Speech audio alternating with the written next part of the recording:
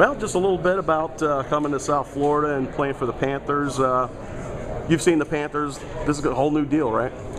Yeah, it's I've been in the East most of my career anyway, so coming here a lot, and it's a team that I see, especially with Dell coming in, they're making changes in the right direction, and it's always good as a player. That's what you look for when you sign, especially when you're a free agent. You got a couple of options, but you look at where the team's going. Especially, I'm not 20 anymore, so I want some changes now, and I think this was the best fit.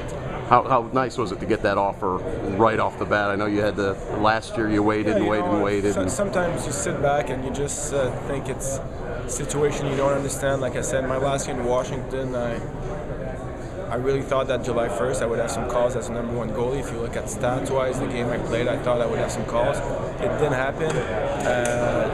Then this year I get plenty of options, but like you say, it's good to sign July 1st so you can get everything out of the way, and then you can focus on training again and doing your stuff and getting ready for the season. And Florida was really my number one choice from the get-go. I know some players say that, but me, it really was. You can talk to a lot of people around me. It's a place that I wanted to be part of. Did you feel a little bit for Thomas Vokoun as he was going through, as you saw Phoenix and Colorado? I saw it evolve like you guys, but I do feel for him in a way. But at least he's going to a good team. So at the end of the day, it worked out all right. At the end, he's going at a good team. But I mean, it seems like there's always, if you think you're going to get number one money and you feel like you're the number one, and the offers doesn't come, then they sign the other guys. There's just not enough room sometimes, and that's I feel like what happened to him this year. It's similar to what happened to me the year before in a way. But I mean, he did the smart thing. Thomas, I know Thomas. He's a smart guy. He's a great goalie, and Washington obviously picks up a goalie, for a year, a really good goalie at a good price. And they're obviously a division rival.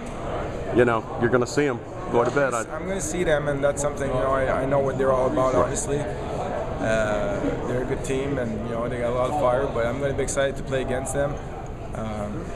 Like I said, Florida was always a place for me, always a little special coming. Even with Montreal, you had a lot of Montreal fans here, so it's always a place that I enjoy playing. I get my parents spend the winter here, and it's a lot of time I was seeing my parents when I was playing in this building. So it's just, for me, it's a special place. It's a special building. And you've already got a place, right, in Boca? No, I don't. Oh, okay. Somebody had said that you already had a place. No, I'm looking at different neighborhoods, obviously talking to Jovo and things like that. But it's a place I want to settle with my family. I think it's a good place to live. I got a lot of friends here, so it's going to be the perfect environment to play hockey.